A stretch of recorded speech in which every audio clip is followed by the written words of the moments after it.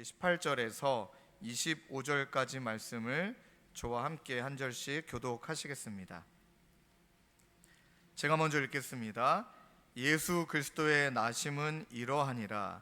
그의 어머니 마리아가 요셉과 약혼하고 동거하기 전에 성령으로 잉태된 것이 나타났더니 그의 남편 요셉은 의로운 사람이라 그를 드러내지 아니하고 가만히 끊고자 하여 이 일을 생각할 때에 주의 사자가 현몽하여 이르되 다윗의 자손 요셉아 내 아내 마리아 데려오기를 무서워하지 말라. 그에게 잉태된 자는 성령으로 된 것이라. 아들을 낳으리니 이름을 예수라 하라.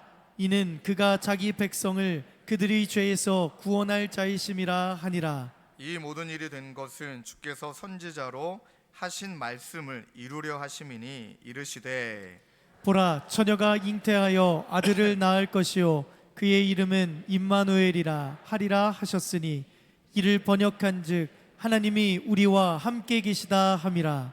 요셉이 잠에서 깨어 일어나 주의 사자의 분부대로 행하여 그의 아내를 데려왔으나 아들을 낳기까지 동침하지 아니하더니 나음에 이름을 예수라 하니라. 아멘. 오늘 말씀의 제목을 저를 따라서 함께 읽겠습니다. 예수 그 이름. 네. 한번 더 우리 마음에 새기는 마음으로 따라 하실까요? 예수 그 이름. 네. 우리 지난주부터 우리 마태복음 말씀을 함께 살피기 시작을 했습니다. 우리 지난주에는 우리 마태 사도가 의도적으로 예수님의 계보를 통해 두 가지 우리에게 전달해 준 메시지는, 첫 번째는 그 예수님은 약속의 성취자로 오셨다. 구약에 예언된 모든 말씀을 우리 예수님은 이루기에 오셨고 그 약속을 신실하게 이루어 주신 분이 바로 우리 예수 그리스도이시다. 두 번째는 또 이렇게 우리가 나누었습니다. 예수님은 모든 연약한 자들에게 친히 찾아오셔서 예수님을 꿈꾸게 하시는 모두를 위한 구원자이시다. 그리고 예수님의 계보 가운데 우리 몇 명의 여인들의 내용들을 함께 살펴보았습니다. 여러분, 정말 하나님이 우리의 모든 것들을 이루어 주시는 약속의 성취자이심을 믿으십니까? 아멘이 작으십니다. 믿으십니까? 또 예수님이 우리 연약한 우리 모두를 부르셔서 구원하여 주시고 예수를 꿈꾸게 하는 구원자이심을 믿으십니까? 아멘입니다. 오늘 좀 허락받지는 않았지만 오늘 이 자리에 앉아 계시는 어머니와 아들인데 그 어머님은 또 외국에서 오랜 시간 지내셨고 35년 동안 불교를 믿으셨다고 합니다. 불자셨습니다. 그런데 한국에 들어오시고 우리 아들을 따라 지금 우리 교회에 나오기 시작하셨는데 저는 권사님이신 줄 알았습니다. 그리고 모태 신앙이신 줄 알았습니다. 제가 예배 드릴 때마다 그분의 얼굴을 알기 때문에 얼마나 뜨겁게 예배 드리시는지, 하나님께서 이때라 라고 정하셔서 사랑하는 아들을 통해 오늘 우리 그 어머님께서 우리 교회에 나오시고 등록하시고 이제는 예수님을 꿈꾸게 하신 줄로 믿습니다. 그랬더니 우리 아드님이 자랑하고 싶으셨던 것 같아요. 그래서 저는 몰랐거든요. 35년 동안 어머님이 불자셨다. 우리 교회에 오셔서 많이 달라지고 계신다. 오직 예수님 때문인 줄로 믿습니다. 네.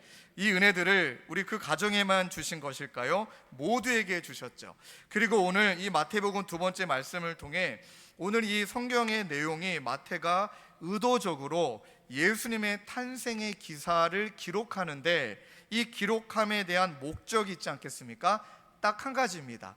예수님이 이 땅 가운데 탄생하시는 이유는 무엇을 의미하느냐? 예수님이 왜 오셨냐는 거죠. 하나님이신 우리 그분께서 왜 인간의 몸을 입고 낮은 자리에 왜 오셨냐는 거죠.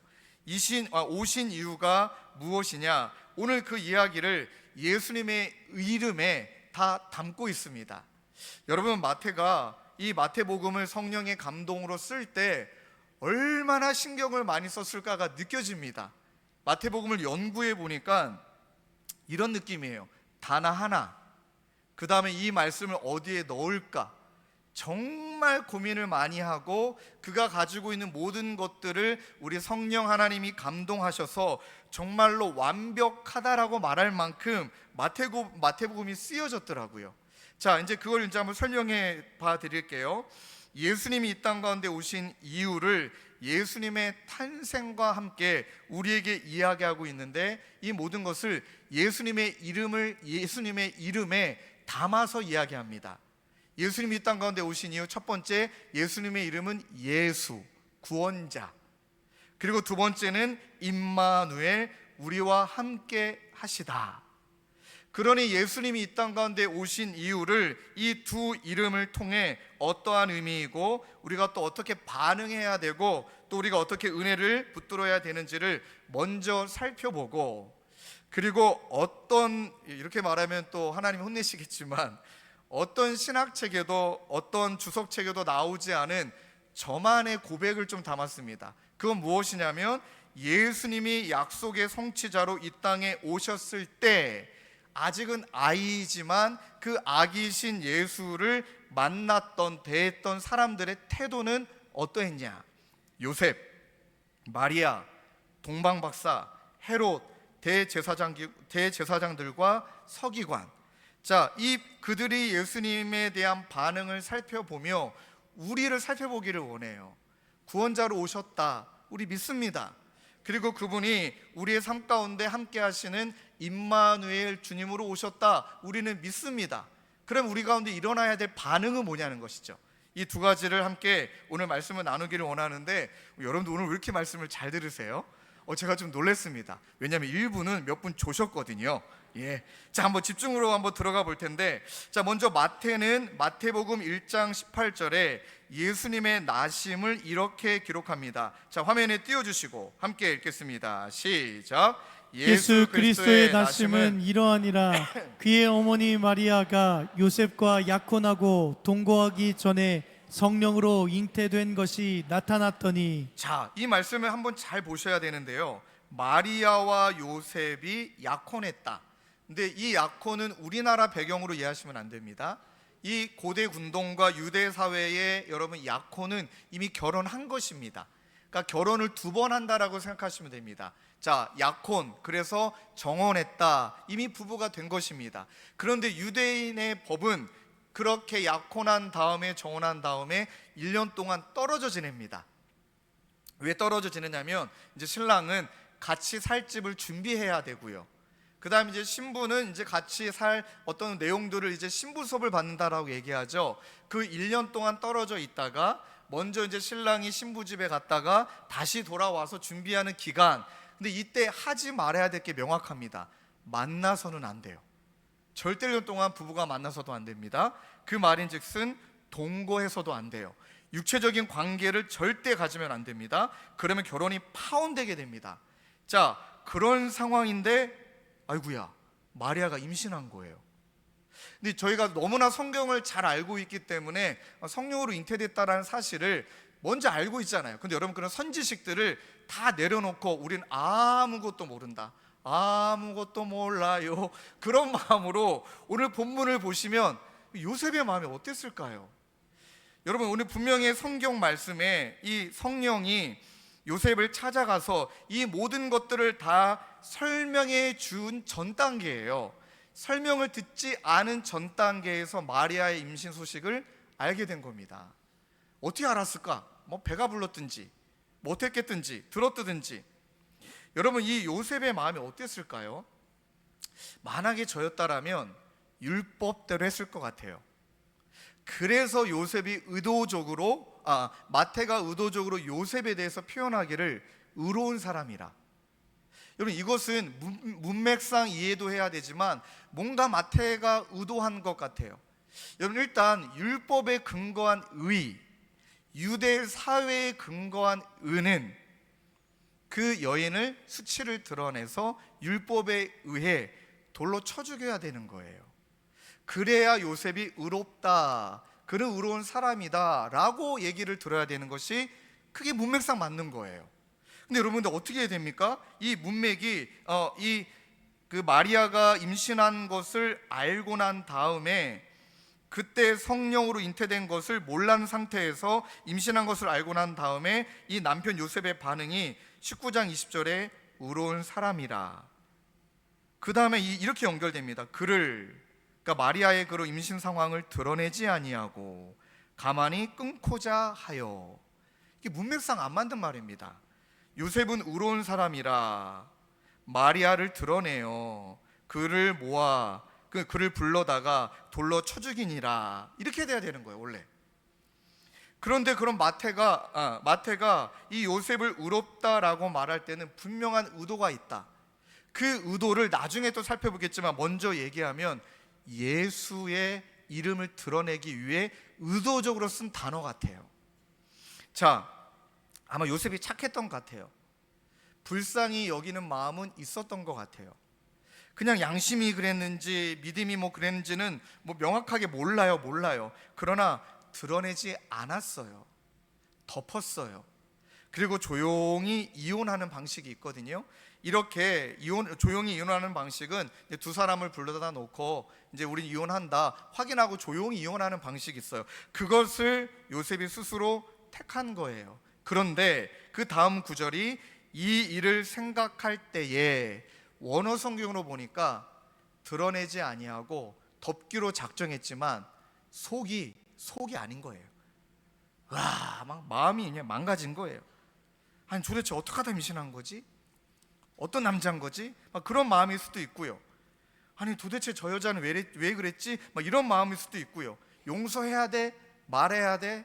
덮기로 작정했지만 이거 다시 드러내야 돼? 여러분 수없이 갈등하지 않습니까? 솔직하게 여러분들도 그런 경험 있지 않으세요? 누군가를 용서했는데 마음이 아직 요동치니까 용서하지 말자. 이미 용서하기로 작정했는데도 마음이 바뀔 수 있는 게 그게 우리의 마음이에요. 생각이에요. 이제 그걸 표현하고 있는 거예요. 이 일을 생각할 때에 요셉이 고뇌에 빠진 거죠. 여러분 그때 성령 하나님이 역사하십니다. 저는 이 타이밍이 정말 너무 큰 은혜가 됩니다. 갈등하는 순간에 이미 그렇게 덮기로 작정했지만 또 속에 무언가 올라와서 드러내고 싶은 그런 갈등의 순간에 성령님이 주의 사자는 성령님이라고도 얘기할 수 있고 하나님을 대신하는 사자가 그의 꿈에 나타나서 왜 그렇게 된 것인지를 다 계시하여 보여줍니다. 왜요? 요셉은 모르니까. 드러내서 다 보여줍니다. 그런데 드러내서 보여주는 설명을 시작할 때 요셉아라고 부르지 않았어요. 어떻게 부르죠? 다윗의 자손 요셉아. 자, 다시 한번 그림을 그려보세요. 덮었어요. 그런데 막 갈등이 돼요. 덮어야 돼 말아야 돼. 막 화도 올라오고 그랬는데 갑자기 꿈에서 사자가 나타나 요셉아 이렇게 안았고 다윗의 자손 요셉아. 여러분 이 말은요 굉장히 중요한 의미예요. 이 당시의 상황을 기억하셔야 되는 것은 유대가 자기 나라 다 잃어버렸어요. 이스라엘이 로마의 식민지가 됐죠. 로마의 속국이 됐습니다. 헤롯 대왕이 다스리고 있었습니다. 그리고 나서 이제 요셉은 왕의 혈통의 사람인데 정체성 다 잃어버리고 그날 한낮 구석에서 목수질을 하고 있는 초라한 인생의 요셉입니다. 근데 사자는 그 요셉을 향하여 이렇게 말합니다. 다윗의 자손 요셉아. 자, 어떤 의미일까요? 그의 정체성을 깨워주고 있어요. 적용한다면 우리도 삶에 지치고 우리도 막 물질에 치이고 관계에 치이고 또 여러 상처에 치여서 진짜 하나님이 나를 부르신 하나님의 자녀, 나를 통해 하나님의 영광을 드러내기를 원하시는 그 하나님의 원대한 꿈이 다 사그라진 채 그냥 하루하루 연명하는 것 마냥, 마치 영혼이 빠져있는 마치 좀비 마냥 내가 왜 사는지 이유가 무엇인지 모른 채 그래도 살아야 되니까 밥벌이 해야 되니까 우리 자녀들 먹여야 되니까 그렇게 살아가고 있는 모습들, 그걸 상징합니다. 그래서 현몽하여 다윗의 자손이라고 말할 땐 우리에게 이렇게 말씀하시는 거예요. 하나님의 자녀 누구야? 하나님의 꿈을 꿔야 될 누구야? 너를 통해 하나님의 역사가 드러나야 될 통로로 쓰임받아야 될 누구야? 라고 그렇게 부르시는 줄로 믿습니다. 이 음성이 오늘 저와 여러분들에게도 들려지시길 주님의 이름으로 축원합니다. 여러분 꿈꾸고 계십니까? 나를 통해 하나님이 꿈이 일어나실 그 모든 그 꿈이 우리 안에 뜨거운지 아니면 일상에 치여서 잃어버리게 됐는지 괜찮아요. 하나님이 나타나셔서 찾아가셔서 다시금 꿈을 회복시켜 주시고 그리고 다 설명해 주시고 말합니다. 무서워하지 말라. 무서워하지 말고 그에게 잉태된 자는 성령으로 된 것이라. 아마 요셉은 어렴풋이 몰랐겠지만 성령의 영이 있다라는 것, 하나님의 그 삼위일체 중에 성령이 계신다라는 것을 구약 성경이 계속 말했기 때문에 하나님에 의해서 잉태됐구나, 하나님이 하신 일이구나 라는 것을 드디어 깨닫게 됩니다. 정리하게 되어지죠. 그 다음에 이 다윗의 자손 요셉에게 일깨워 주고 성령으로 잉태된 다음 그 예수의 정체성, 그의 이름을 통해 그분은 누구이신가를 말합니다. 마태복음 1장 21절, 아들을 낳으리니 이름을 예수라 하라. 이는 그가 자기 백성을 그들의 죄에서 구원할 자이심이라. 믿습니까? 자, 여기에서 어떤 은혜가 되느냐? 그 예수는 그냥 불출정 다수가 아니에요. 이미 자기 백성이었는데 죄로 말미암아 하나님과의 관계가 단절되어져서 세상 사람 돼버린 거예요. 그 세상 사람 돼버린 자들을 가만히 두지 아니하시고 예수 구원자가 이 땅 가운데 찾아오시고 낮은 자리에 찾아오셔서 다시금 자신의 백성을 다시금 하나님과 연결시켜 주시는 화목제물로 구원자로 오셨다. 바로 그 의미라는 거예요. 여러분들 오늘 잘 들으세요. 이게 그냥 드리는 말씀이 아니라 가끔 이럴 땐 부담됩니다. 말 한마디 조심해야겠구나. 그래서 주의 사자가 꿈에 나타나 계시하여 보여주시고, 그래서 예수의 그 이름은 자기 백성을 그들의 죄에서 구원하다, 구원할 자다. 여러분, 죄라는 의미가 하마르티아라는 단어인데 여러분 많이 들어보셨죠? 관역에서 벗어나다. 하나님이 이렇게 살라고 정해주셨는데 그 살라고 정한 곳에서 이탈한 거죠. 마치 이 기차가 철로에서 이탈하듯이 벗어나 버렸습니다. 왜 벗어났죠? 욕심 때문에.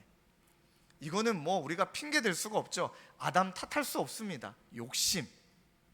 하나님과 같이 되려고 이 땅 가운데는 수많은 욕심. 야고보서 1장 15절 세번역 성경을 읽어드리면 그 욕심이 잉태하면서 죄를 낳게 되고 그 죄가 자라면서 죽음을 낳는다. 여기서 말하는 죽음은 하나님과 단절된 걸 말합니다. 하나님과 단절된 채 그냥 살아가는 것, 그게 죽음이에요. 그게 죽음입니다. 그러니 하나님이 자신의 백성을 포기할 수 없어서 끝까지 정말로 사랑하시기 때문에, 이유는 하나, 내 백성이니까, 나를 위해 지었으니까 하나님이 가만히 있을 수 없어 대안을 마련하신 거죠. 그래서 하나님이신 그분이 낮은 자리, 비천한 몸을 입고 우리가 할 수 없는 죄를 다 십자가에서 뒤집어 쓰시고 십자가에서 피 흘려 죽으심으로 말미암아 다시금 하나님과 우리를 화목하게 하여 주신 구원자가 되어 주신 거예요. 믿습니까? 이것을 어떻게 느낄 수 있을까요?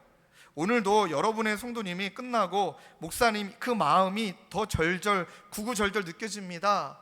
그 이유가 무엇이냐면, 한 번에 먼저 예를 들어드리면, 이제 아들이 37살입니다. 여러분, 그 37살 아들의 지금의 사진이 아니라 이분은 38살 아들의 어릴 적 사진을 매일 보고 기도한답니다. 왜 그럴까요? 어릴 때 너무 이뻤거든요. 그냥 자는 것만 봐도 이뻤거든요. 너무 인사도 잘했고, 그리고 막 성경 퀴즈대회 나가면 1등 했대요. 1등. 그랬던 아들이 욕심이 생긴 거예요. 돈 욕심이 생겨서 교회를 떠나고, 그 욕심 때문에 방황하고, 욕심 때문에 방탕하고. 근데 그분이 허락을 해주셔서 이 얘기까지 하래요. 와, 아들이 마약까지 했어요. 고통이 너무 심해서 한순간에 사업이 날아가 버리고, 젊은 청년이 열심히 사업하다가 그것도 사업하신 분한테 사기를 당해가지고 한순간에 날아가 버리고, 허한 그 마음을 감당할 수 없어서 술집에 들러다니다가 누군가가 또 마약을 주고 먹고, 그러다 인생이 너무 망가져 버린 거예요. 너무 망가져버리는 그 아들을 위해 이분은 어릴 적 사진을 보면서 기도하는 가운데, 기도하면서 신방하는 가운데 저에게 이렇게 말씀하시더라고요. 목사님, 이렇게 예뻤던 아들입니다 라고 저한테 보여주시면서 세상의 상처에 쪄들어 있는 아들의 모습을 보면 마음이 찢어질 것 같습니다. 울면서 하셨던 이야기가 이 아들을 살릴 수만 있다면 모든 것 다 할 수 있다고, 심지어 내 목숨까지 내어놓고 싶다고. 여러분, 그게 하나님의 마음이신 거예요. 우리 한 순장님도 얼마 전에 아들이 군대를 갔어요. 그리고 순장님과 대화 나누는데 퇴소식 때 뭐라 그러죠? 입소식 때는 아들을 제대로 못 보셨나 봐요. 뭐 시간에 여주가 없어갖고. 그리고 그냥 보내버린 거예요, 아들을. 그래서 몇 주 뒤에 퇴소식 갈 때 그 아들 만날 생각만 하면 눈물이 난대요. 그게 아비의 마음이잖아요. 하나님이 그렇게 자기 백성을 사랑하신 거예요. 지금 정말 믿으십니까? 포기할 수 없는 거예요. 우리를 절대 포기할 수 없으신 거예요. 그러니 예수 그리스도 구원자이신 그분을 통해 이 땅 가운데 오신 거죠. 그리고 오늘 이 설교 때문에 예배 끝나고 나서 많은 분들이 목사님, 내 아들도 지금 그렇고 내 딸도 그런데 진짜 눈물이 난다. 그러면서 조금은 이제 상황이 굉장히 슬펐는데 또 웃겼어요.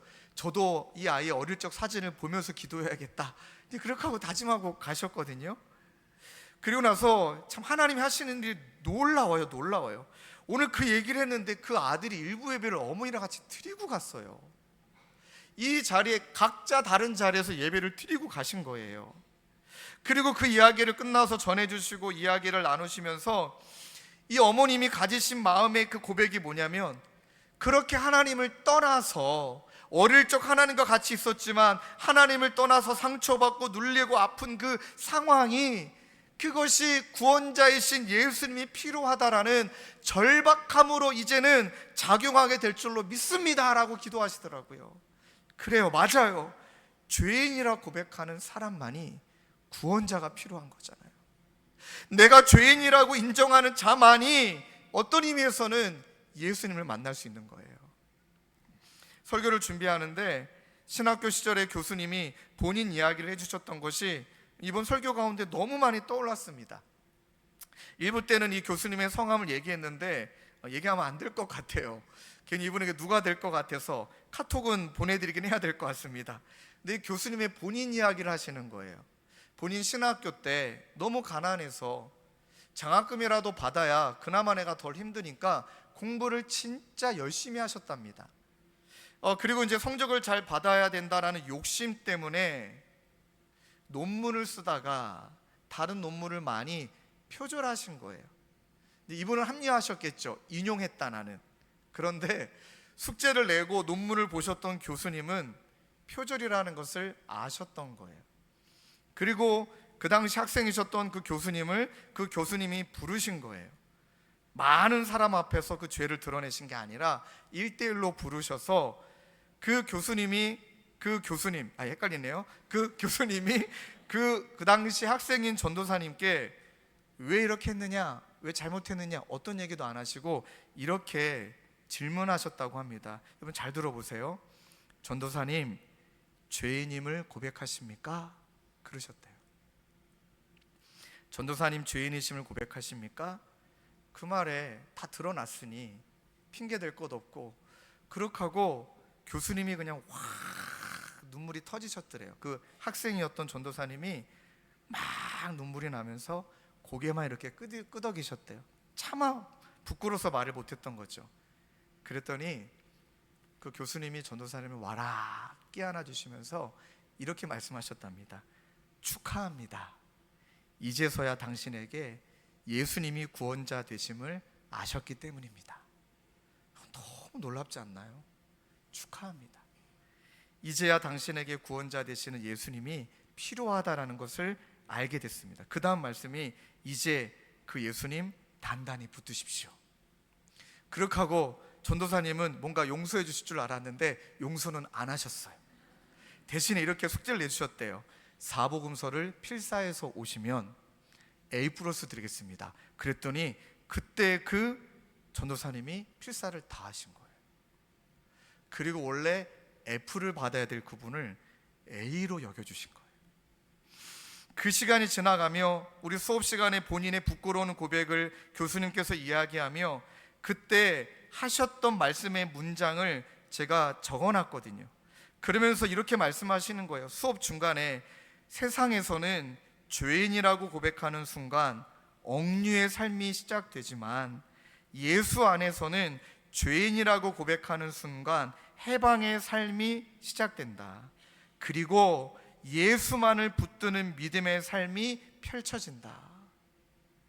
얼마나 수업 시간에 구원론 시간에 은혜 받았는지 몰라요. 기독론 시간, 예수님이 누구신가 된 이야기를 나누고, 그 다음에 그 교수님이 우리 사랑하는 전도사님들 이렇게 목소리도 되게 달달하시거든요. 전도사님, 우리 함께 찬양하실까요? 이런 목소리시거든요. 그러면서 이 찬양을 같이 부르자 하며 그 찬양을 우리에게 부탁하면서 불렀는데 정말 그때 그 감격을 잊지 못합니다. 이 찬양이에요. 예수님은 누구신가? 주한 자의 정함과 죽을 자의 생명이며 죄인들의 중보와 멸망자의 구원되고 우리 평화 되시네. 여러분 아멘이십니까? 정말 아멘입니다. 그렇구나. 우리의 화평이 되시고 평화가 되셔서 그렇게 예수님으로 말미암아 우리가 하나님의 자녀가 되었구나. 그러고 보니 예수님의 이름의 뜻을 살피고 보니 왜 마태가 요셉에 대해서 의로운 사람이다 라고 말한지 이제 더 와닿아요. 여러분 여기서 말하는 의는 율법에 근거하여 드러내고 수치를 드러내고 정죄하고 그렇게 판단하는 의가 아니라 예수 그리스도 구원자라는 그 이름에 담겨져 있는 덮어주고 긍휼히 여기고 안타깝게 여기고 대신 죽어주는 십자가의 의인 줄로 믿습니다. 그래서 의로운 사람이라, 그것을 덮어주는 사람이라, 이것을 우리에게 말씀하는 것이죠. 두 번째는 예수님의 이름을 이렇게 말합니다. 임마누엘. 얼마나 많이 들었던 말입니까? 해석하면 하나님이 우리와 함께 계신다. 마태복음 1장 23절 말씀을 함께 읽겠습니다. 시작. 보라, 처녀가 잉태하여 아들을 낳을 것이요 그의 이름은 임마누엘이라 하리라 하셨으니 이를 번역한즉 하나님이 우리와 함께 계시다 함이라. 아멘. 여러분 이 예수님 때문에 우리가 하나님을 만날 수 있게 됐다. 그리고 그 하나님이 우리와 함께 하신다. 이 의미는 여러분 정말 깊은 의미입니다. 여러분 우리 하나님 만날 수 없습니다. 죄인이거든요. 우리는 원죄, 우리는 이 죄에 대한 욕심이 우리에게 있기 때문에 우리같이 이런 죄인이 하나님을 만나면 바로 죽임을 당합니다. 우리는 죽임을 당할 수밖에 없습니다. 그래서 하나님이 그러한 우리를 다시 관계 맺고자 예수 그리스도를 보내시고 그가 화목제물 되심으로 말미암아 하나님과 우리가 이제 함께 할 수 있는 하나님이 화목제물로 우리를 그렇게 만들어 주셨다는 것입니다. 예수님 때문에 하나님과 이제 함께하게 되었다. 여러분 그래서 구약에도 하나님이 구름 기둥으로 불 기둥으로 함께 하셨지만 직접 대면할 수 없었습니다. 직접 대면하면 죽음을 당하기 때문에 모세에게도 여호수아에게도 내 신을 벗어라, 감히 하나님을 대면할 수 없고 하나님의 현현이라 불리는 어떤 기적들, 그런 상황을 통해 하나님을 만났지 직접 만나지 않았습니다. 그런데 예수님으로 말미암아 휘장이 찢어졌죠. 하나님과 우리를 막고 있는 휘장이 다 찢어지고 이제는 그분께 직접 나아갈 수 있는 길을 우리 하나님 아버지가 예수 그리스도를 통해 우리에게 열어주신 줄로 믿습니다. 여러분 이게 너무 큰 은혜인 거예요. 그래서 저는 이렇게 말합니다. 넘어져도 그래도 하나님, 죄 져도 그래도 하나님, 정말 수치가 드러나도 그래도 하나님. 왜 그럴까요? 그 하나님은 모든 상황 가운데 함께 하시사 그 가운데서 자녀인 우리를 하나님의 사람으로 세우시고 이끌어 가시기 위해 반드시 승리의 면류관을 쓰시도록 만들어 주시기 위해 우리를 책임져 주시는, 동행해 주시는 임마누엘 하나님이신 줄로 믿습니다. 그래서 마태복음 28장 20절에 이렇게 결론이 나죠. 내가 너희에게 명령한 모든 것을 그들에게 가르쳐 지키게 하라. 보아라, 내가 세상 끝날까지 항상 너희와 함께 있을 것이다. 아멘. 여러분, 이 감리교회 창시자인 존 웨슬리가 이제 임종이 다가오는 거예요. 아직 의식이 있고 말할 수 있고, 그가 마지막에 했던 것은, 임종을 맞이하며 불렀던 건 계속 찬양이에요. 하나님의 위대하심을 찬양, 하나님의 높으심을 찬양. 그가 임종 때 적었던 글을 읽어드릴게요. 이 내 몸이 흙 위에 누울 때까지 주여 당신의 종과 함께하여 주소서. 당신의 자비로 내 생명의 끝날에 승리의 면류관을 쓰게 하소서. 나는 죄인 중에 가장 큰 죄인이요, 예수 나를 위해 죽으셨도다. 예수의 피가 아니면 가장 거룩한 곳에 들어가는 길이 없다.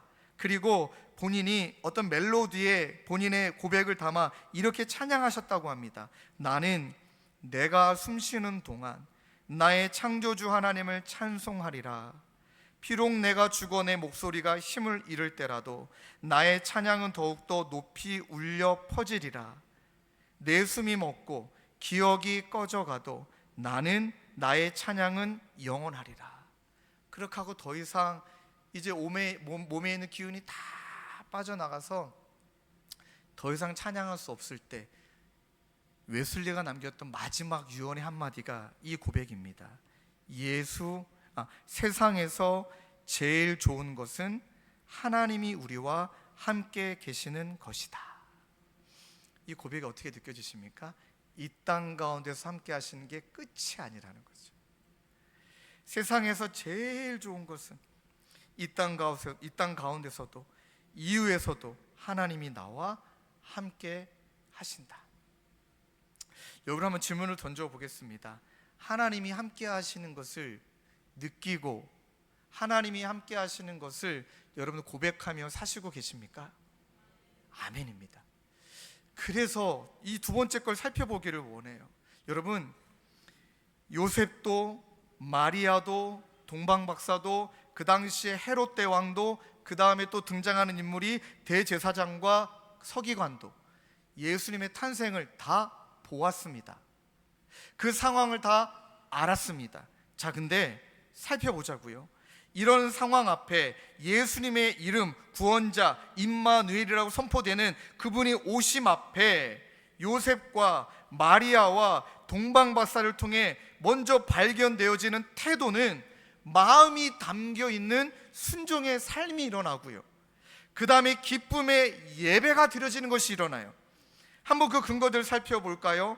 마태복음 1장 24절에 요셉이 잠에서 깨어 일어나 이미 이제 주의 사자가 다 말해줬죠. 어떻게 될 것이다 계시했던 것이 이제 드러났죠. 그 다음 대목이 주의 사자의 분부대로 요셉이 뭐했다? 행했다.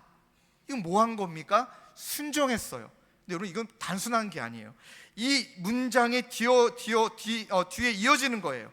그의 아내를 데려왔으나 아들을 낳기까지 동침하지 아니하였다. 자, 주의 사자가 현명하여 그 아내를 데려오라까지 얘기를 했지 동침하지 말란 말은 안 했어요. 여러분, 이게 어떻게 느껴지셔야 되냐면, 이 하나님이 주신 이 말씀 앞에 요셉이 순종했는데, 이 순종이 그냥 순종이 아니라 하나님이 기뻐하시는 것이라면 내 마음에 자발적으로 무언가 한 발짝 더 나아가 하나님이 기뻐하시는 게 뭘까, 하나님이 원하시는 게 뭘까 묵상하고 생각하며 그렇게 자발적인 마음을 담아 순종하는 것을 말하고 있는 거예요. 그런 순종이 일어나고 계십니까? 이것을 우리에게 질문하고 있는 겁니다. 막 하나님이 우리 가운데 계획하시고 이루어 주실 것을 믿고, 그렇다면 하나님이 나에게 이렇게 말씀하셨지, 그 말씀을 위해선 나는 무엇을 더 순종할 수 있을까? 내가 드러나는 것도 아니고 또 하나님의 말씀한 것만 순종한 것도 아니고 무언가 더해지는 그 마음이 바로 예수 그리스도를 향한 요셉의 태도였다는 거죠. 이뿐입니까? 마리아에 대해서 이렇게 얘기합니다. 이 마태복음에 대해서는 그 고백이 안 나오지만 누가복음에서는 이 마리아에게도 주의 사자가 나타나 모든 것들을 다 이야기합니다. 그때 마리아의 대답, 마리아가 이르되 주의 여종이오니 말씀대로 내게 이루어지이다. 말씀대로 내게 이루어지이다. 그리고 끝나지 않아요. 그 다음에 어떤 말씀이 이어지냐면 마리아의 찬양이 나옵니다. 이 순종 다음에 마리아의 찬양이 누가복음 1장 46절에서 50절 쭉 나옵니다. 몇 가지만 읽어드리면 마리아가 이르되 내 영혼이 주를 찬양하며 내 마음이 하나님 내 구주를 기뻐하였은즉 그의 여종의 비천함을 돌아보셨습니다. 보라 이제 후로는 만세의 나를 복이 있다 일컬으리로다. 능하신 이가 큰 일을 내게 행하셨으니 그 이름이 거룩하시며 국률하심이 두려워하는 자에게 대대로 이르르다. 마리아가 하나님을 찬양합니다. 무엇이죠? 이 기쁨의 마음을 가지고 예수님을 향해 예배하고 있습니다. 동방박사? 어디가 동방인지는 성경에 명확하게 얘기하진 않아요. 그러나 멀리서 왔죠. 무엇을 보고? 계시인 하나님이 말씀하여 주시는 별을 보고, 그 별을 보고 먼 길을 능동적으로 자발적으로 마음을 들여 별을 따라 옵니다. 그냥 왔습니까? 황금, 유향, 모략, 왕을 상징하기 위해, 그 왕의 기름 붓기 위해 자발적으로 그 비싼 것들을 준비하여 예수님께 그 마음으로 드리고, 그 다음에 뭐 했습니까? 경배했다. 하나님을, 예수님을 예배하였다. 근데 또 하나 인물이 등장하죠. 헤롯. 헤롯은 이거는 뭐 어떤 말로 표현할 수 없을 정도로 굉장히 세속적인 사람. 그러니까 예수 그리스도와 상관없이 자기가 삶의 주인이요, 그 다음에 권력에 눈이 멀어서 완전한 폭군이 되기도 하고, 권력에 눈이 멀었기 때문에 당근과 채찍을 쓰듯이 그냥 그 백성들의 그 여론들을 잘 만들어야 되니까 때론 좋은 척도 하는, 그런데 아내 죽이고 아들 죽이고 근친상간하고 본인의 권력을 위해서라면 물불 안 가리는 세상. 이게 세상이잖아요. 우리가 살아가고 있는 그 세상과 뭐가 다릅니까? 근데 그 세상에 예수님이 오셨다라는 것을 비교하는 거죠. 세상의 왕의 모습과 예수의 왕의 모습을 비교하고 계시죠. 그런데 제가 짚어보기를 원하는 것은 우리가 헤롯과는 다르긴 하겠죠. 혹시 모르죠? 또 이 자리에 세속적인 가치관에 몰입해서 막 그것만 추구하고 그것을 위해서 나 예수 죽여야겠다 하고 이러면 헤롯처럼, 헤롯은 유대인이 아니니까.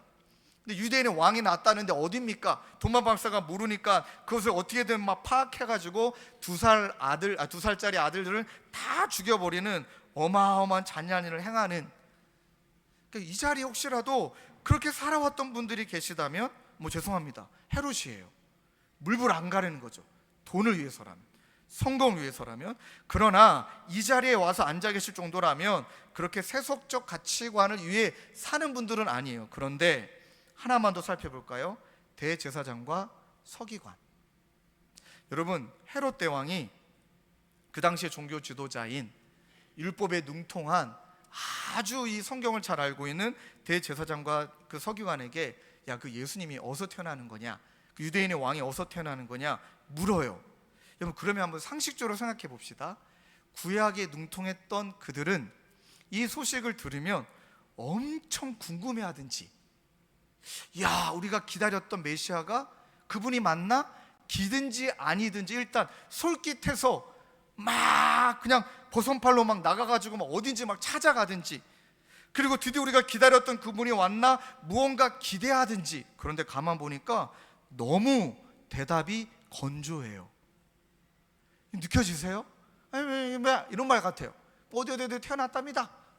그냥 성경에 말한 그대로를 그냥 전달하는 거지 본인의 언어가 없어요. 왜 이렇게 건조하고 왜 이렇게 나태할까요? 그게 우리 가운데 하나님이 주시는 메시지예요. 종교 생활이 익숙해져 버린 겁니다. 오늘날로 말한다면 그냥 익숙해져 버린 겁니다. 교회는 나옵니다. 말씀도 듣습니다. 예배도 드립니다. 사역도 합니다. 그런데 예배를 드리는, 그 예수님이 오셨는데 기쁨과 감격과 이 마음을 다해 예배하기보다는 그냥 예배하고 가고, 오셨나 보지, 뭐 예배 드리는가 보지. 그 다음에 또 어떤 분은 오늘따라 목사님이 흥분하네, 왜 이래? 뭐 이러고 가시는 분도 있고, 오늘따라 설교 준비 열심히 안 했나 보네, 아 은혜가 안 되네, 뭐 이러고 가시고, 어떤 분은 나 오늘 예배할 기분 아니야, 막 이러기도 하시고. 이런 상황 가운데 관습의 습관의 타성에 전혀 기대감 없이 만약에 우리가 예배하고 있다면, 여러분 죄송하지만 저희가 대제사장이고 서기관이라는 거예요. 그 한번 질문해 봅시다. 여러분 오늘 예배 드리러 오실 때 어떤 마음이셨습니까? 한번 정직하게 한번 대답해 보십시오. 오늘 예배 드리러 오실 때 어떤 마음이셨습니까? 아무 생각 없이 오셨습니까? 습관을 따라? 아니면 한 주일 동안 너무나 힘들고 지쳐서 구원자이신 주님의 은혜가 아니면 안 되기 때문에 간절한 마음으로 오셨습니까? 여러분 그 마음이 주님을 대하는 태도라는 것이죠. 그 마음이 그 주님을 구원자로 여기냐, 아니면 세상도 섬기고 나는 그래도 천국 가야 되니까 잘 돼야 되니까 그 예수라는 신을 내가 만들어 나를 위해 섬기느냐, 그 마음의 태도에 따라 결정이 된다는 것이죠. 우리의 마음이 어떠한지, 우리의 마음은 가슴앓이 하고 있는 건지. 그러니까 우리가 태신자 작정을 하고 우리가 세세명 축제 기간을 기다리며 지나갈 때 한번 우리 정직하게 내 마음의 구원의 감격이 없는데 어떻게 전합니까? 내 마음에 임마누엘의 하나님에 대한 고백이 없는데 교회 나오란 말을 뭐 어떻게 하겠습니까? 못하죠. 부담되죠. 왜 이런 거 자꾸 교회가 시키는지 몰라, 이런 말 나올 수밖에 없죠. 그런데 진짜 내 마음에 구원의 감격이 있고 정말로 내 마음에 임마누엘의 하나님에 대한 감격이 내 안에 뜨겁다면 어떻게 해서든지 그 아들 살리고 싶고 딸 살리고 싶고 남편 막 끌고 와야 되고, 이 감격을 누릴 수 있는 그날까지 이 가슴앓이하며 기다리며 인내하며 끊임없이 그 자리를 지켜내는 것, 그게 예수를 구원자로, 예수를 임마누엘로 바라보는 우리의 고백이 돼야 되는 줄로 믿습니다. 너무 흥분해서 죄송합니다. 너무 크게 말씀드려 죄송합니다. 그러면서 우리 자신의 삶을 돌아보며 말씀을 정리하겠습니다. 이런 능동적인 순종, 이런 기쁨의 예배 지금 여러분들 가운데 있습니까? 다시 한번 말씀드릴게요. 이런 능동적인 순종, 이런 자발적인 마음을 드리는 순종, 기쁨의 예배, 우리 많은 곳에서 우리 봉사하시는 성도님들 어떤 마음으로 그 순종의 자리에 가신 겁니까? 우리 사랑하는 순장님들 어떤 마음으로 그 자리에 계신 겁니까? 그리고 이 자리에 있는 모든 예배자들이요, 어떤 마음으로 우리를 예배하고 있습니까?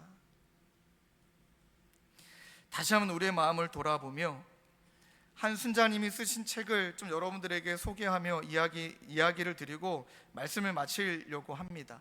근데 이분의 책을 참 제가 여러 번 읽으면서 여러분들에게 진짜 추천해 드리고 싶어요. 당신의 마음이 따뜻해지시면 좋겠습니다. 이 책 제목입니다. 이 책 제목만 읽어도 다 느껴지지 않으세요? 책 제목만 읽어도 느껴집니다. 자, 이분의 상황을, 그 글에 있는 내용을 좀 몇 가지 인용해서 좀 읽어 드릴게요. 죽음을 맞이해 본 이들은 대부분 비슷한 결심을 합니다.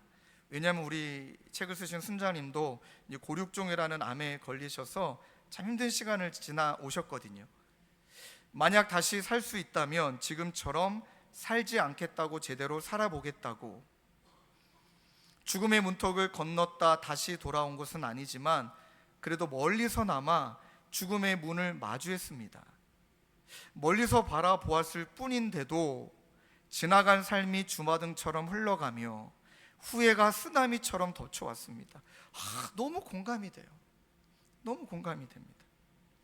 근데 이게 공감이 안 되면 죄송하지만 우리 건강하니까, 뭐 내일이 있으니까, 내 이야기가 아니니까. 아니죠. 그 다음을 좀 읽어드릴게요. 혼자서 세상을 다하는 것처럼 바쁜 척 했지만 게으름을 피우며 허투루 보낸 시간도 많았습니다. 가족이 나의 전부라고 떠벌리고 다녔지만 함께 시간을 보낸 적도 별로 없었고 사랑한다는 말조차 제대로 해본 적이 없었습니다. 누가 뭐라고 하지 않았지만 부끄러웠습니다. 그 다음에 또 다른 그 챕터에 쓰여지는 글이 어떻게 사는 것이 잘 사는 것일까? 어떻게 사는 것이 잘 사는 것일까? 죽음의 문턱까지 갔다가 돌아와서 이제 내가 남아있는 인생을 마치 하나님이 제2의 인생을 선물해 주신 것 같은데 어떻게 살아야 잘 사는 것일까? 그 다음 대목이 너무 좋아요. 내 삶의 핀 꽃을 더 자주 보고 더 가까이 느낍니다.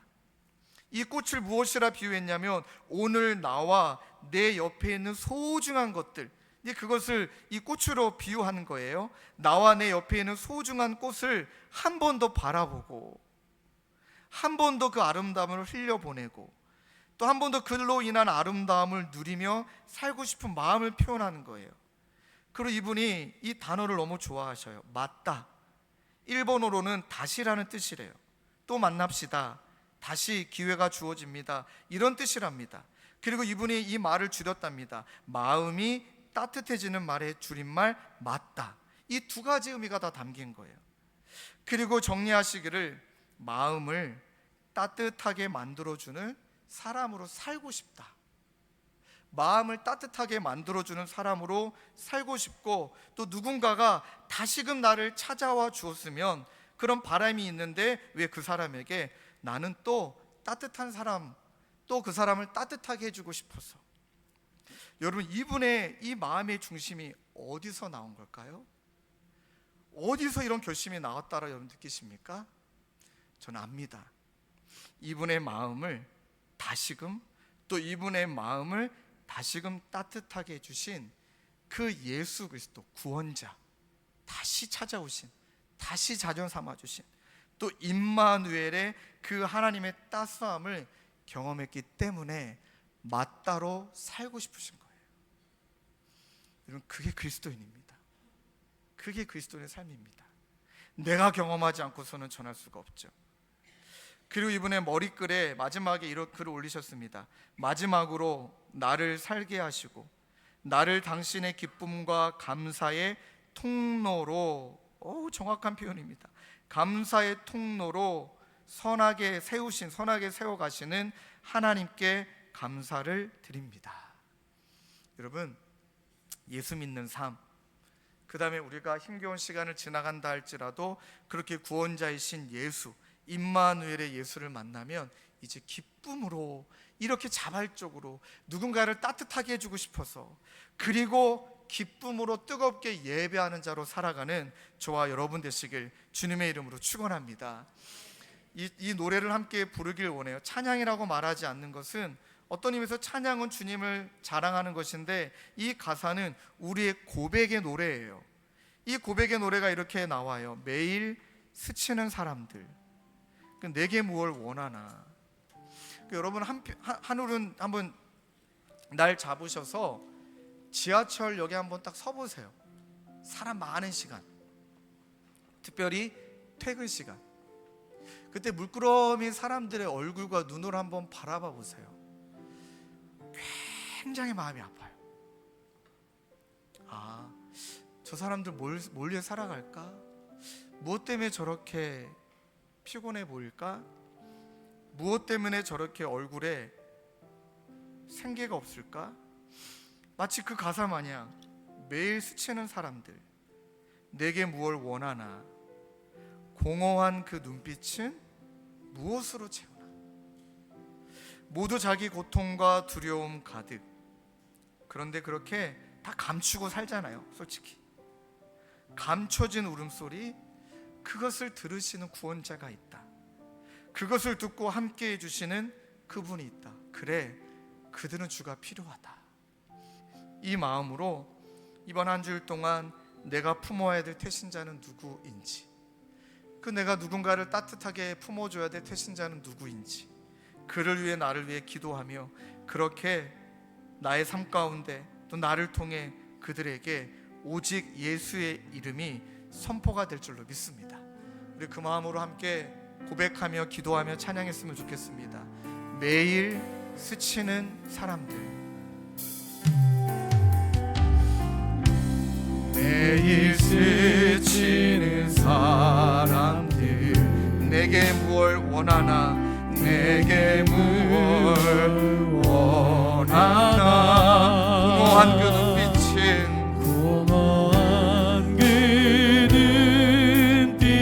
무엇으로 채우나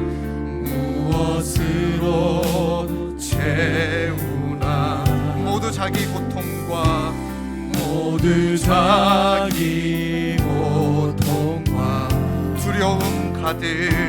두려움 가득 감춰진 울음소리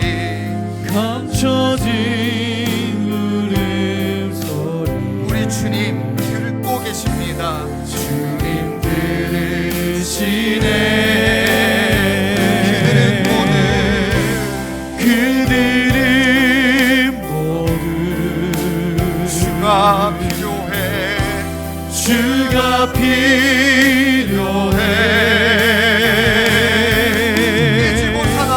깨지고 상한 마음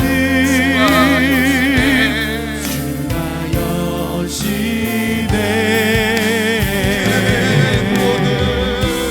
그들은 모두 주가 필요해.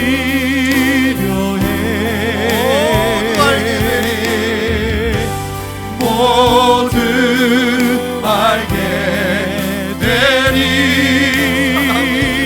사랑해. 이렇게 고백하실까요? 캄캄한 세상에서 우리를 향하여 캄캄한 세상에서 우리 모두를 빛으로 부림받은 그 구원자를 만난 우리 바다 잃어버린 자들과 나누라고 하시네. 우리를 그렇게 부르신 거예요. 그렇게 우리를 만나 주신 거죠. 주의 사랑으로만 사랑할 수 있네. 우리에게 주신 그것을 우리가 나눌 때에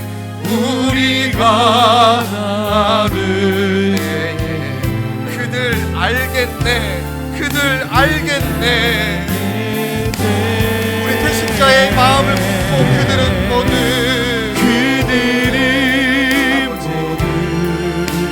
주가 필요해.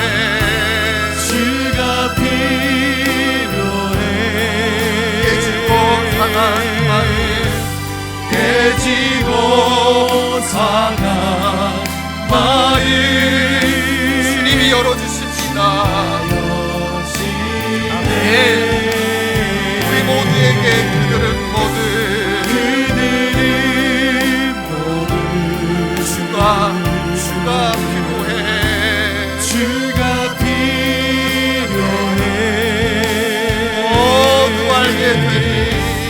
모두 알게 되리. 사랑의 주님. 참 지난 한 주일 동안은 우리 환우분들을 몇 분 뵀어요. 또 뵌 분도 있고 못 뵌 분도 있으시지만 그 한 분과의 그 대화 속에 너무 저도 마음이 뜨거워졌고 저도 그분에게 그렇게 도전을 했고 뜻하지 않게 암이 찾아왔어요. 그 형제의 마음속에 그 형제의 마음이 얼마나 어렵고 힘들지가 느껴져서 아무 말도 못하겠더라고요. 그런데 그 형제에게 꿈이 있더라고요.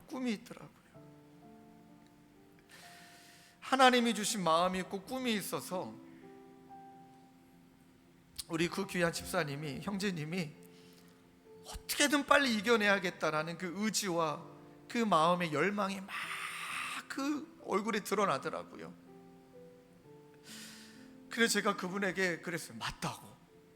우리 집사님은 반드시 건강해지셔야만 한다고. 반드시 이겨내셔야 된다고. 방사선 치료, 또 항암의 과정들, 수술, 이 모든 것들 다 이겨내셔야 된다고. 왜냐하면 나중에 집사님이 하나님께서 베풀어 주신 그 꿈을 통해, 집사님의 삶을 통해, 하나님이 주신 그 꿈의 삶을 통해 살아날 영혼들이 있기 때문에 집사님 반드시 이겨내야 된다고 막 그렇게 말씀 나누며 막 저도 아멘하고 우리 그 집사님도 아멘하고. 여러분, 우리의 삶에도 이런저런 어려움들이 있죠. 이런저런 아픔들이 있습니다. 그런데 그런 우리를 찾아오셔서 구원해 주셨고, 또 그런 우리를 찾아오셔서 함께 해주셨고, 그 은혜가 우리 가운데 충만하다면 하나님을 예배하고 싶고, 주어진 상황에서 일어나서 힘을 내서 그렇게 예수 전하고 예수를 꿈꾸는 자로 우리 모두를 하나님이 사용하여 주실 것을 믿습니다. 오늘 좀 길게 나눠서 죄송하지만 이 시간 한 목소리로 함께 기도할 때, 아버지 하나님, 그 예수가 나에게 전부이요, 나의 구원자 되시오, 임마누엘 되시는 그 하나님과 함께 아버지, 내 마음이 주님을 향하여 능동적으로 순종하고 마음을 들이며 순종하며 하나님이 기뻐하신 일에 기꺼이 나를 드리며 하나님 감사와 기쁨으로 가득 차여져서 하나님을 향하여 뜨겁게 예배하는 예배자로 이 시간을 살아내고 그 삶을 통해 누군가에게 예수를 전하며 살아가는 우리 모두가 될 수 있도록, 그 다짐의 시간이 될 수 있도록 하나님 인도하여 주시옵소서. 우리 마음을 가지고 한 목소리로 함께 기도하며 나아가겠습니다. 기도하시겠습니다. 하나님 아버지, 감사합니다. 아버지, 구원의 감격을, 예배의 감격을 아버지 잃어버린 채 대제사장과 거지관처럼 살아가고 있다면, 우리의 삶의 빛으로 오르시는 하나님, 우리의 삶의 어려움과 하나님 그렇게 고통을 우리가 살아가고 있다면, 우리가 날마다 그 주님을 붙들고 나아갈 때 그 우리의 아버지 하나님 모든 우리를 멈춰 삶의 세워주시고 아픔과 하나님 상처를 깨닫게 해주시고 회복하시고 나와 함께 하시는 하나님, 또 여호와 다른 누군가를 샬롬, 살리는 귀한 동 여호와 우리를 사용하여 라파, 주실 줄 믿사 아버지 우리가 여호와 이레 날마다 하나님을 경험하고 그 예수 그리스도로 가득 나의 채우는 구원자 삶을 예수, 나를 임마누엘 구원하신 그 예수, 하나님으로 인하여 나의 나를 구원하신 구원자 그리스도의 예수, 사랑으로 인하여 임마누엘 아버지 모든 예수, 상황 가운데 하나님 그 은혜가 나를 다시 한번 사로잡고 새 힘으로 그 은혜가 다시 내 안에 한번 그 소망을 뜨거워지고 붙들고 나 그 은혜가 내 힘과 안에 용기를 얻을 수 있도록 가득차서 주님이 또한 주시고 붙잡아 힘이 주시옵소서. 나고 우리에게 용기가 주신 생기고 사랑, 우리에게 의욕이 주신 그 생기고 구원의 기쁨과 하나님 감격을 자발적으로 주님 누군가를 위해 뭐라도 하고 위하여 싶고, 또 다른 아버지 자를 하나님 마음을 주님의 들여 빛으로 주님 위해 뭐라도 하고 인도하시고 싶고 귀한 삶을 하나님의 살아낼 수 사랑으로 있도록 우리를 인정하시고 주님이 또한 주시고 하나님을 붙잡아 통해 주시옵소서. 우리에게 허락하신 그 나아가 놀라운 은혜 내 이제 아버지 순간, 나를 어려움의 간직하지 않게 하여 순간, 주시고 아픔의 순간, 계시고 상한 아픔의 심령들을 순간, 살리며 아버지 하나님 주님이 필요한 자들에게 그 그리스도의 빛과 영광을 드러내며 그들에게 그리스도를 전하는 귀한 삶을 살아낼 수 있도록 주님이 도와시고 동행하여 주시옵소서. 구원하신 그리스도, 우리와 영원히 함께 하시는 임마누엘의 하나님, 하나님 우리가 날마다 붙들고 나가는 삶이 될 수 있도록 주님이 도와여 주시옵소서. 그로 말미암아 우리 모든 삶 하나님 구원자 날마다 되시는 하나님을 주님의 이름을 찬양하며 나아가는 영화롭게 누가 누리며 될 줄로 믿습니다. 하나님을 온전히 찬양하는 귀한 예배자들로 살아갈 수 있도록 예수 주님이 잃어버리지 도와시고 않게 동행하여 도와주시고 주시옵소서. 예수 붙들고 우리를 살아가는 두고 오직 하나님 예수님만 최고가 드러나 되도록 오직 예수님만 도와주시옵소서. 영광 돌리는 삶을 되게 하여 주시옵소서. 하나님 아버지, 그러하기에 우리가 어떤 상황에도 우리의 구원자 되시고 늘 함께 하시는 임마누엘 예수님을 우리의 삶의 여정에 잃어버리지 않도록 주님 우리를 붙들어 주시옵소서. 세속에 빠져 방탕하거나 방황하지 않게 도와주시고, 아버지 나의 욕심 때문에 하나님과 단절된 죽음을 경험하는 자가 아니라 이제 아버지 구원자 되시는 예수님으로 말미암아 늘 우리와 동행하기를 원하시는 하나님으로 말미암아 주님과 동행하며 임마누엘 되시는 주님과 동행하며 이제는 그분을 위해서 내가 무엇이라도 하고자 하는 그 마음이 담겨있는 순종, 하나님 일어서고 우욕이 나고 꿈을 꾸고 누군가를 따뜻하게 해주겠다라는 그런 열정의 마음이 우리의 마음 되도록 주님 인도하여 주시옵소서. 그로 말미암아 그렇게 우리를 통해 영광 받으실 하나님, 하나님을 향하여 감사와 기쁨의 찬양을 올려드릴 수밖에 없는 열정의 감사와 기쁨의 예배자가 우리 모두가 되도록 주님 인도하여 주시옵소서. 그렇게 하여 주실 주님을 간절히 의지하옵고 예수 그리스도의 이름으로 기도드립니다. 아멘. 아멘. 우리 모두 자리에 일어나셔서 이 찬양 함께 고백하고 예배를 마치겠습니다. 사랑하는 나의 아버지 이름 높여 드립니다. 주의 나라 찬양 속에 임하시니 능력의 주께 찬송하세. 우리 마음을 다해 힘을 다해 감사와 기쁨을 담아 찬양하며 나갑시다. 사랑하는 나의 아버지, 사랑하는 나의 아버지 이름 높여드립니다. 주의 나라 찬양 속에 임하시니 능력의 주께 찬송하네. 주께 찬송하네. 전능하신 하나님 찬양. 언제나 동일하신 주 전능하신 하나님 찬양. 영원히 다스리네. 영원히 고백하실까요? 나 주의 이름 높이리. 나 주의 이름 높이리. 하늘 높이 올린 빛발처럼 주의 이름 높이리. 전능하신 하나님 찬양. 언제나 동일하신 임마누엘 하나님, 전능하신 하나님 찬양.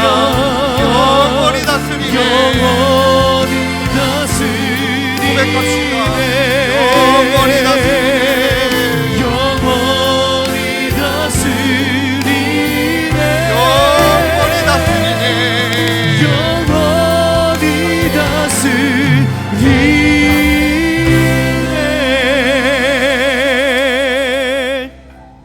하나님, 날마다 우리가 죄인됨을 고백할 때 우리에게 예수가 절실히 필요함을, 하나님의 구원이 절실히 필요함을 고백하고 느끼며 그 가운데 감격하며 살아가는 우리가 되게 하여 주옵소서. 아버지, 임마누엘 예수, 아버지 안에 구원자 예수, 하나님 그 은혜를 경험하면 어찌 잠잠할 수 있겠습니까? 무엇이라도 주님께 하고 싶고 하나님이 기뻐하시는 일이라면 자발적으로 능동적으로 마음을 담겨 있는 순종을 하기를 원하오니 주님, 우리 모두의 삶을 그렇게 순종과 주님을 향하여 뜨겁게 예배하는 예배자의 삶으로 이번 한 주를 이끌어 주시옵소서. 우리 구주 예수 그리스도의 은혜와 하나님 아버지의 다함없는 사랑과 성령님의 위로교통 감화, 우리와 함께 하시는 성령 하나님의 역사가 예수 이름 붙들고 한 주간 승리하기로 다짐하는 사랑하는 성도님들과 주님의 교회 가운데 영원히 함께 계시기를 간절히 축원하옵나이다. 아멘. 아멘.